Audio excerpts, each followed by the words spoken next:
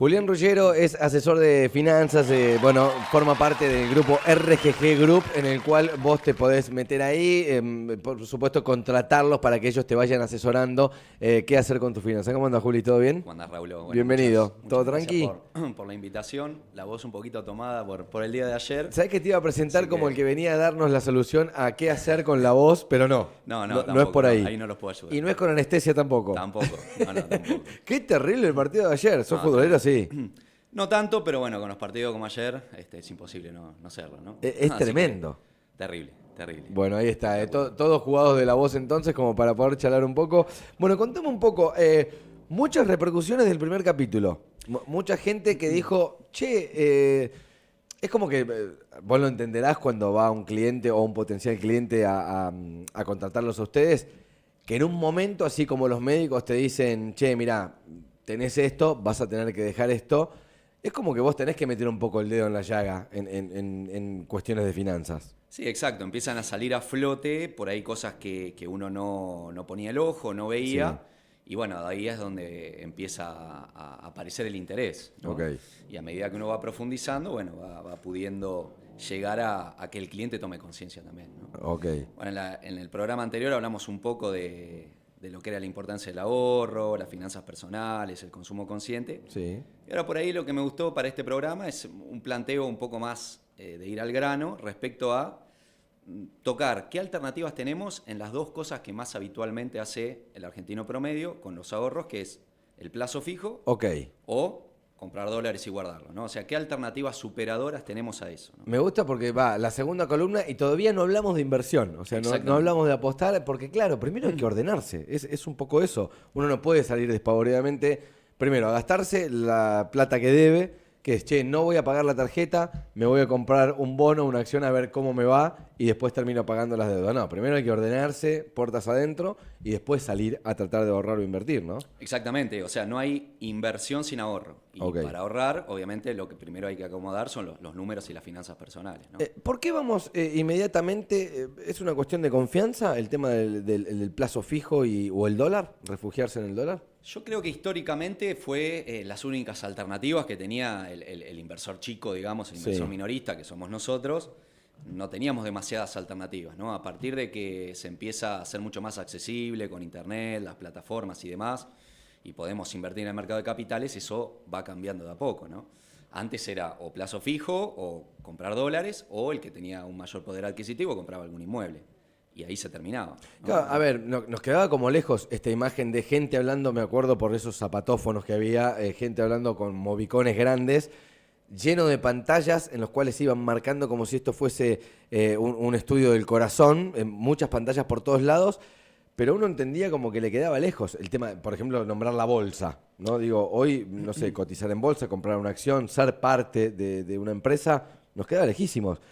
¿Cuándo fue eso que se abre, digo, para los pequeños inversores? Eso en nuestro país, ¿no? En otros países hace décadas ya que o sea, incluso los planes de retiro y demás están invertidos en la bolsa, ¿no? Ya sean en bonos o en acciones. Sí. En nuestro país creo que se empieza medio a democratizar de alguna manera con el acceso a Internet, y principalmente yo noté un boom muy grande a partir de la pandemia, y te diría de antes, de cuando fue, bueno, uno de los tantos cepos a la compra de dólares, que muchos ingresaron al mercado para acceder al dólar MEP, ¿no? Como primer paso. Y ahí empezaron a ver que se les abría un abanico de alternativas que antes ni siquiera estaban arriba de la mesa, ¿no? Claro, porque el dólar MEP se podía comprar únicamente metiéndose con una cuenta a través ¿es una cuenta comitente la que se...? Claro, exactamente. El dólar MEP es una compraventa de bonos en donde vos comprás el bono en pesos y lo vendés contra dólares. Entonces, de esa manera te haces de dólares, ¿no? Eso es un intercambio de bonos, ¿no? Una compraventa. Y bueno, y a partir de ahí muchos han ingresado al mercado por esa vía.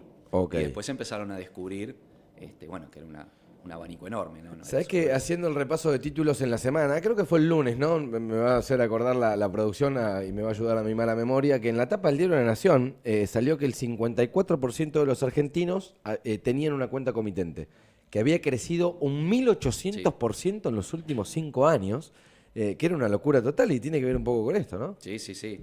Aumentó también la cantidad de volumen movido por persona, la cantidad de cuentas. O sea, el mercado obviamente está creciendo era inexistente en nuestro país, todavía sigue siendo chico, y como dijimos en el primer programa, ¿no? Eso es importante también porque es un motor para movilizar la economía, la financiación de las pymes, de las empresas.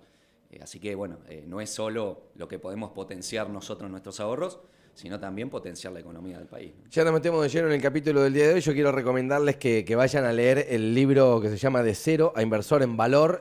Facu le pasó el mismo efecto que me ocurrió a mí. 80 páginas ya va Facu, creo que en pocas horas, no sé cuánto tiempo de lectura, pero estamos ahí como metidos en la cuestión. Porque bueno, medio te interpela el libro también. Me pones incómodo, Ruggero, cuando me hablas a través del libro y me decís, mira, estás haciendo esto, estás haciendo lo otro, estás gastando dinero que no tenés que gastar, o dinero mal gastado, o desprolijidades financieras, ¿no? Va un poco de ahí. Sí, el comienzo del libro, por lo menos, va de eso. Exactamente, es un poco evidenciar y poner sobre la mesa eso, ¿no? Y por lo menos si lo seguís haciendo, que lo hagas conscientemente. Decir, Claro. bueno, lo hago, pero sé que no es por acá, ¿no? ¿En qué nos enfocamos en el capítulo de hoy? Bueno, hoy vamos a hablar un poco de qué alternativas tenemos. Obviamente, yo siempre trato de que los nuevos clientes, los que recién empiecen por las partes más conservadoras, ¿no? Uno de los grandes errores que encuentro a veces es que los nuevos clientes entran y compran, no sé, el primer activo que compran es Bitcoin o una acción. Sí. Y bueno, obviamente son activos muy volátiles que llevan otra preparación, otro estudio, y no es el primer escalón natural que debiera empezar, ¿no? Uno debiera empezar por lo más conservador, lo menos volátil, lo más predecible, que en general, bueno, es la renta fija, son los bonos, que es un poco lo que vamos a hablar hoy.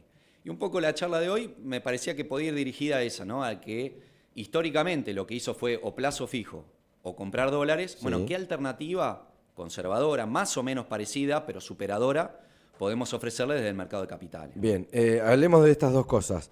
Plazo fijo por un lado, casi siempre corriendo a la par de la inflación, ¿no? Digo, las tasas que hoy pagan potencialmente los bancos tienen que ver con una tasa de inflación anual en el país donde te encuentres. Y la otra es refugiarse en el dólar, muchas veces pensando en que el dólar va a explotar, continuamente explotando el dólar en la Argentina, pero sin saber que hay una inflación en dólares que te hace perder el poder adquisitivo, ¿no? Exactamente. Entonces, hay alternativas superadoras a esa, ¿no? Ok. Respecto al plazo fijo, que básicamente, bueno, el que no lo sabe, es colocar un capital a un plazo determinado, que en general lo mínimo son 30 días, Sí. en lo cual el banco te paga un determinado interés, ¿no? Alternativas a esto en el mercado de capitales hay, una de ellas es la caución bursátil, Sí. que básicamente es un acuerdo entre terceros, o sea, por ejemplo, vos me prestás plata a mí, Sí. yo te prometo que en un determinado plazo te voy a pagar, te voy a devolver ese capital con los intereses, Sí. y media el mercado. Ahora, yo al tomar esa deuda tengo que dejar títulos en garantía míos. O sea, si yo tenía, por ejemplo, bonos de YPF, para tomar tu dinero tengo que dejar en garantía mis títulos. Si yo no cumplo con eso, Sí. el mercado me va a liquidar esos títulos. O sea, es un plazo fijo, justamente se lo conoce como el plazo fijo de la bolsa, Sí. garantizado.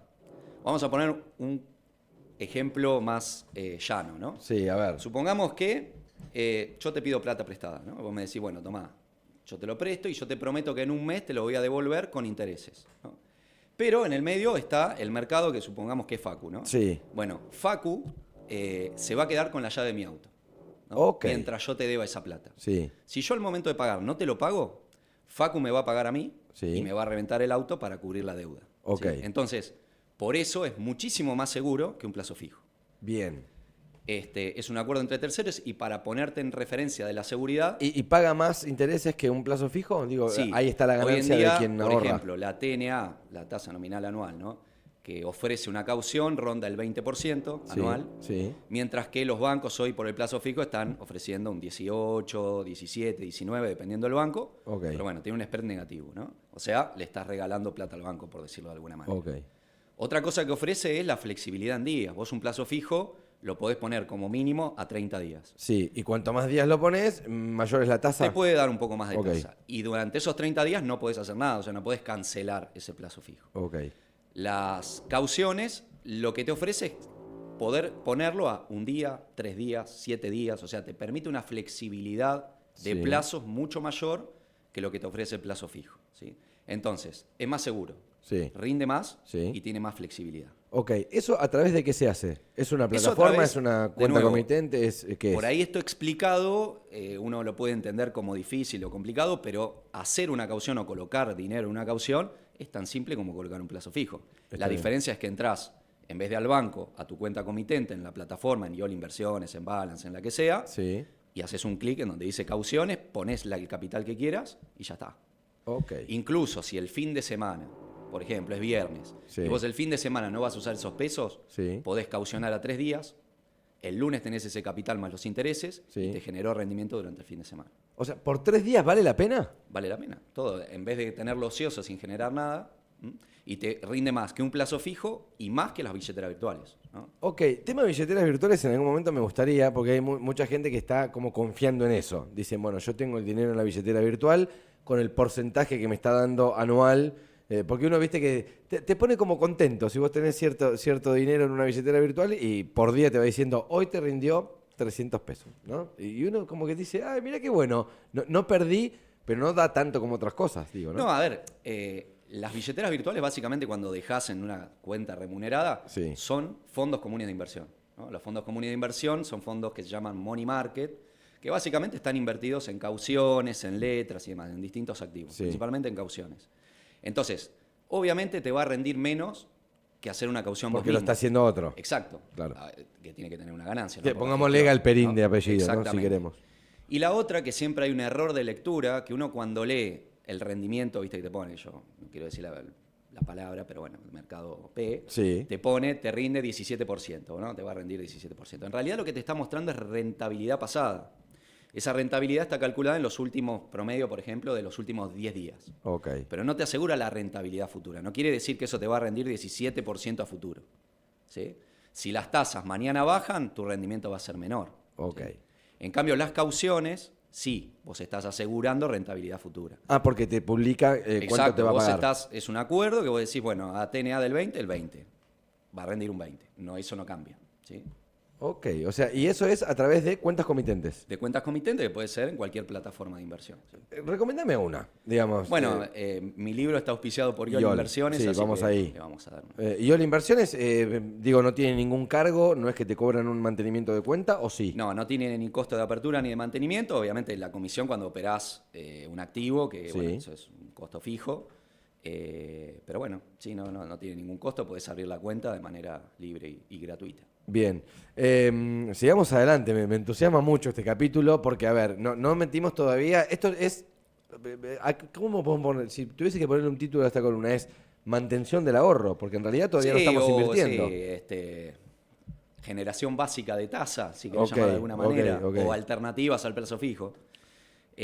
La otra alternativa son los bonos, ¿no? Sí. Ahí ya entramos en el campo de los activos que empezamos a hablar en el programa anterior. ¿no? Esto sí ya es inversión. Esto ¿O ya sería todavía no? comprar un activo emitido Sí, por una empresa o un Estado, ¿no? Un bono básicamente es una emisión de deuda. ok. El Estado Nacional, el Banco Central, una empresa, YPF, Sí. emite deuda para financiarse y vos comprás esa deuda como inversor, ¿no? Sí. En realidad vos te transformás en acreedor de YPF, o sea, YPF te debe dinero. ¿sí? Ok. Diferente a comprar una acción en donde vos te transformás en socio. Está bien. Esa es la gran diferencia. Cuando vos comprás un bono, vos ya sabés de antemano qué te van a pagar, cómo te van a pagar y cuándo te van a pagar. Eso figura desde el inicio de la emisión del bono, que se conoce como prospecto de emisión, donde está el flujo de pagos. Entonces, por eso digo yo que es el paso natural, el primer paso natural, porque vos al comprar un bono ya sabés lo que te va a rendir, cómo te van a pagar, cuánto te va a pagar. ¿sí? Sí. Entonces, eso te da previsibilidad. ¿no? Que Y con las ahí no hay acciones- riesgo de crecimiento o baja de la empresa. Eso No. sí serán acciones. Eso serían las acciones. ¿sí? Ok. El bono, el precio del bono puede fluctuar, son muy poco volátiles, nada que ver con una acción, pero el flujo de pagos es fijo, por eso se llama renta fija. Los bonos son renta fija. Sí. Te van a pagar lo que dice el prospecto que te va a pagar. ¿Hoy cuánto paga, por ejemplo, un bono de IPF? Un bono de YPF está rondando entre un 6,5 y un 7% anual si estamos hablando de bonos en dólares. En dólares, sí. Y acá también hay un tema de riesgo, ¿no? Obviamente un bono de YPF rinde un 7, un Sí. bono de SAMI, que es una empresa que está bastante complicada, rinde un 20. ¿no? Ok. Y obviamente ahí hay que tener cuidado. Otro gran error que hacen los que recién empiezan en el mercado es ver, bueno, SAMI rinde un 20, compro la de SAMI. ¿no?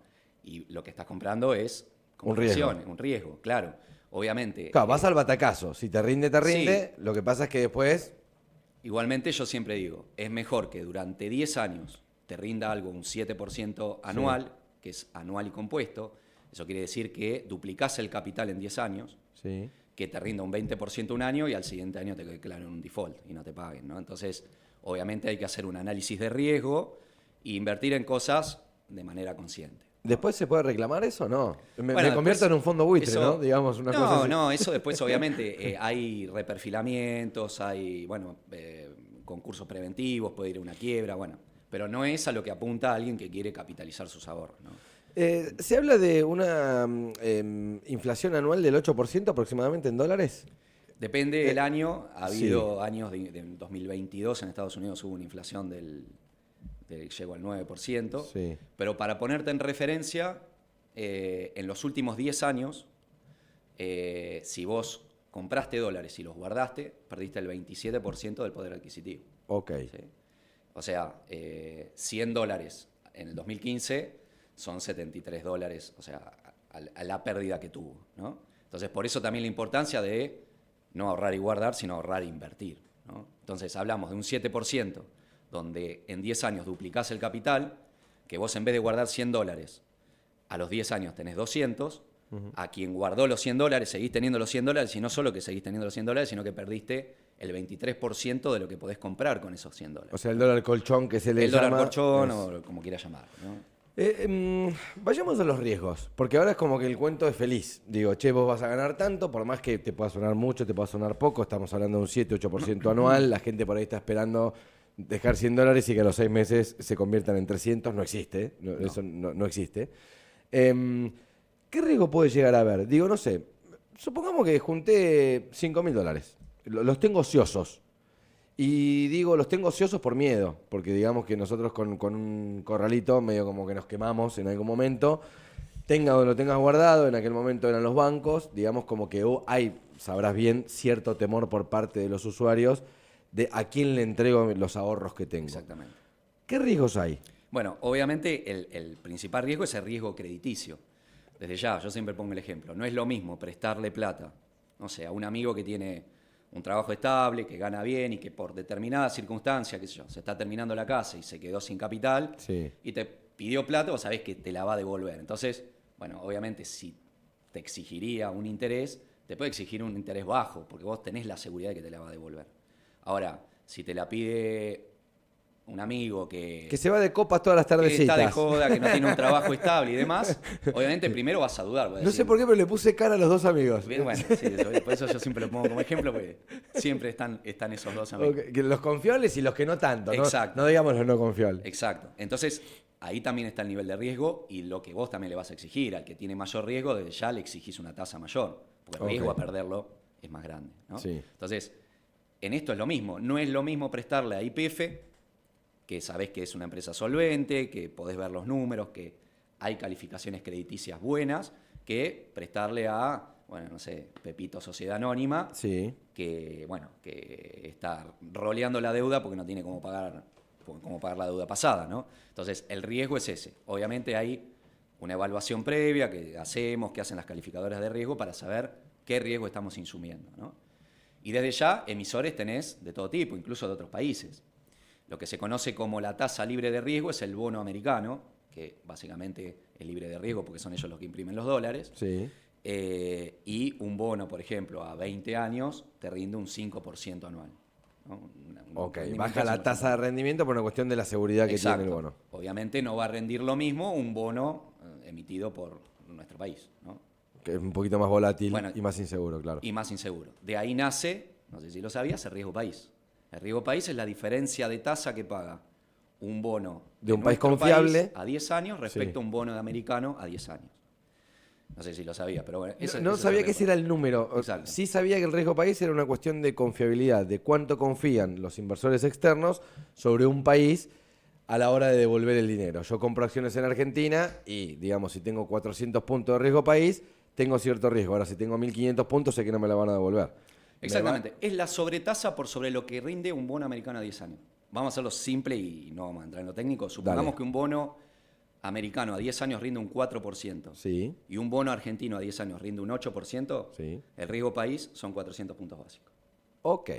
Así que, bueno, muchos no lo saben, pero bueno, esa es la lógica. Por eso es tan importante cuando aparece el riesgo país publicado después que eso se traduzca a que a nosotros se nos abarate un poco la vida, que baje el combustible, a que todos tengamos mayor poder adquisitivo, estamos lejos, pero dicen algunos que es un comienzo, es un principio para poder conseguir inversiones extranjeras. Sí, o para rolear deuda pasada, o sea, Ok. es importante, obviamente, es la sobretasa Capacidad que paga el crediticia. país. Exacto. Por sobre lo que paga para endeudarse Estados Unidos. Bien, si vuelvo a la cifra, tengo $5.000 ahorrados. ¿Cuánto decís vos que tengo que meter en esta cuenta comitente? Porque viste que siempre está el dicho de no metas los huevos en la misma canasta, ¿no? O quédate con un canuto por cuestiones de seguridad, por si esto falla y lo demás. Si vos tuvieses hoy $5.000, ¿cuánto metés, digamos, en estas cuestiones? Decime el nombre de caución que me quedó grabado ahí, que es la Sí, primera igual parte. las cauciones yo te lo hablaba como alternativa al plazo fijo en pesos. ¿no? Bien, Ahí podríamos entrar en la inversión en bonos, ¿no? Por Ok. ejemplo, en obligaciones negociables, en bonos de YPF, ¿no? sí. El cuánto, no sé si te referís a qué tenemos que dejar por si las dudas. ¿A qué ¿no? porcentaje meterías Claro, vos? ¿O qué le recomendás a un Claro, cliente? exacto. Antes de empezar a poner dinero o capital en las inversiones, yo siempre sugiero tener lo que se conoce como fondo de emergencia. ¿no? Sí. El fondo de emergencia es ese capital que tenemos separado de nuestra cartera de inversión Sí. por si pasa algo. ¿no? Se rompe el auto, tenemos un problema de salud, o lo que sea que haya que hacer, no tener que salir a desarmar o a vender los bonos o las acciones que tenemos invertido para cubrir ese imprevisto, Sí. porque a veces lo vamos a desarmar en un mal momento. ¿De cuánto va? ¿Es un sueldo más? ¿Son 2 sueldos más? Si tenés un sueldo estable, siempre lo calculamos entre 3 a 6 meses de gastos fijos, Ok. que no son sueldos.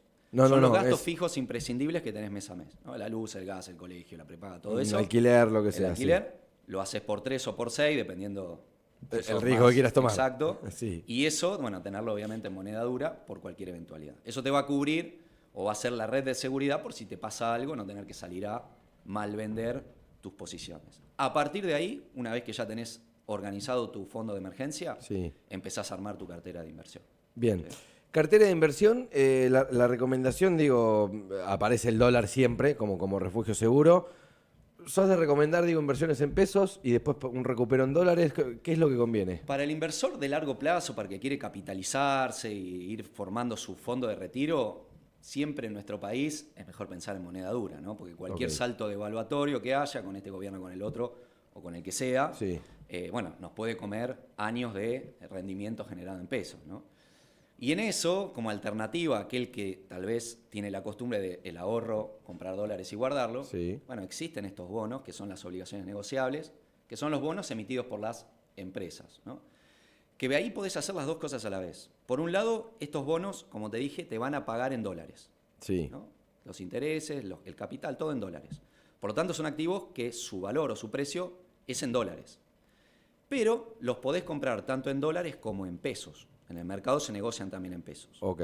Es como cuando vos vas a comprar un auto, que el Sí. tipo te puede tomar, te dice, bueno, son o $10.000 o 15 millones de pesos. Sí. Bueno, acá lo mismo. Vos podés comprar el bono de YPF con pesos que hayas ahorrado. Y de esa manera, primeramente, te estás dolarizando. Porque con pesos estás comprando un activo dolarizado. Que si mañana hay una devaluación, Sí. te va a cubrir contra esa devaluación. Ok, ¿y yo retiro en dólares después? Lo podés vender en pesos o en dólares. Si lo vendés en pesos, siempre está indexado Sí. al tipo de cambio de ese momento. Ok. Porque el precio es en dólares. Pero me refugio y no pierdo. Te refugias en dólares. Y si querés venderlo en dólares, lo vendés en dólares. Bien. Y por otro lado, ya te dolarizaste, que es la idea que haces siempre al comprar dólares y guardarlos, pero además ya te ubicaste en un activo que te va a generar intereses a largo plazo. Entonces estás haciendo las dos cosas en una. Bien. Tengo algunos puntos acá que dice activos versus pasivos, la pregunta que ordena todo. Si querés Bueno. hacemos un pequeño repaso para Sí, cerrar de todo esto y que ahí me podemos parece... hablar un poquito del otro día que mencionaste el auto y Sí. me quedó ahí si era un pasivo, si no era un pasivo. Claro, mucha gente ahorra en, voy a decir una pavada, pero suena fuerte, ahorra en autos. Porque yo digo, mucha gente que por ahí, no sé, no tiene un negocio para comprar stock o para comprar mercadería, entonces dice, mira, yo ahorro, voy cambiando el auto año a año. Entonces ahí me imagino tu cara cuando yo te digo ahorro en autos, por ejemplo, y seguramente, no sé si estarás en desacuerdo o no, pero siempre hay un consejo para esa persona. Claro. ¿no? Sí, primero definirlo, ¿no? ¿Qué es un activo? Un activo es todo aquello que pone plata en tu bolsillo Sí. sin tener que poner horas de trabajo. ¿sí? Ok. Comprás un departamento y lo alquilás, es un activo. Compraste un bono y te paga intereses, es un activo. Y acá una referencia que me olvidé decirlo antes, o sea, para invertir en un bono de YPF con 1.500 pesos podés empezar a invertir, ¿sí? Así que no estamos hablando de un departamento, ¿no? Ok. Sí, hay una creencia de que aquella persona que se mete o que tiene que tener una cartera de inversión tiene que arrancar de los $10.000 para arriba. No. No. Nosotros tenemos, más de 2.000 clientes, tenemos clientes grandes, clientes empresa y clientes que ahorran su pequeño ahorro mensual y lo invierten en este tipo de activos. Así que, bueno. Los activos, entonces, es todo lo que pone dinero en tu bolsillo sin que vos tengas que trabajar. Ok. ¿Sí? Y es lo que nos va a llevar a eso que nosotros lo llamamos la libertad financiera, ¿no? Que puede ser total o parcial, ¿no? No siempre apuntamos a que nos libere totalmente de tener que trabajar. Y los pasivos es todo lo que nos quita periódicamente dinero del bolsillo. Un poco hablamos la vez pasada, las suscripciones de internet, las suscripciones del cable. Baja una.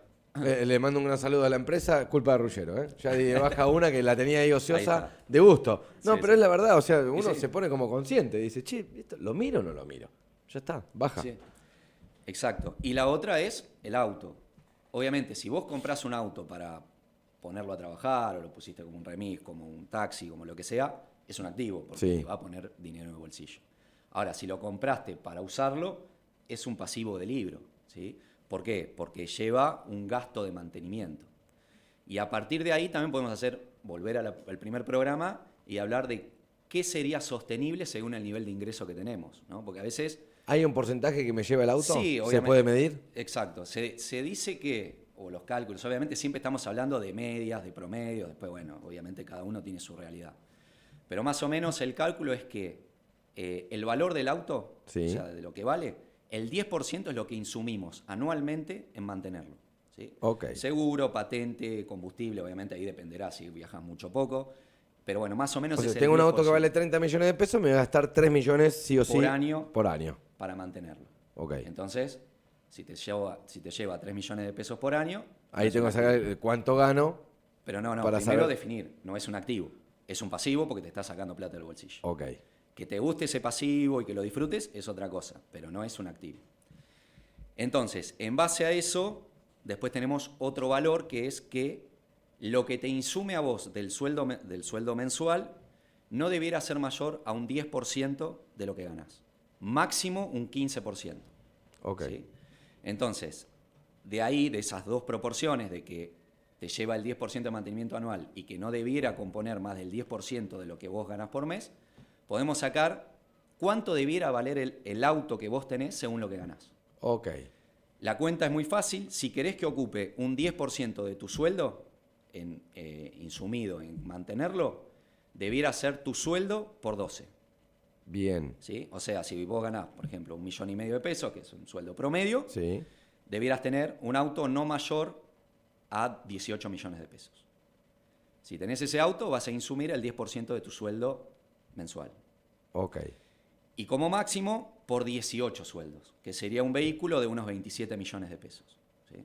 Esto para mantener una salubridad cuenta saludable. Ok. Si te excedes de eso, primero te va a empezar a comer la capacidad de ahorro y después te va a empezar a comer la calidad de vida, ¿no? Porque hay gente que conozco que vive peor de lo que podría vivir, sí, por el solo hecho de tener un auto de mayor gama de la que puede mantener, ¿no? Está bien. No tiene demasiado. Hay un dicho popular, no lo voy a decir al aire porque Exacto, vamos a quedar sí. mal. Estamos charlando con Julián Ruggero, es una columna de finanzas. A mí me encanta, te digo, está para hacerla 3 meses. Vamos a ver cómo está de tiempo Julián en los próximos meses, pero todavía no hablamos casi de inversiones. O sea, porque en realidad primero tenemos que ir a la capacidad ahorrativa que tenga cada uno de ustedes, a dónde refugiarnos para cuidar ese pequeño ahorro. Y después vamos a empezar a hablar de inversiones. Tengo una pregunta que me hizo alguien al pasar, después de la primera columna, que se quedó como un poco inquieto, y es, RGG Group es un grupo de asesores de finanzas, del cual vos formás parte.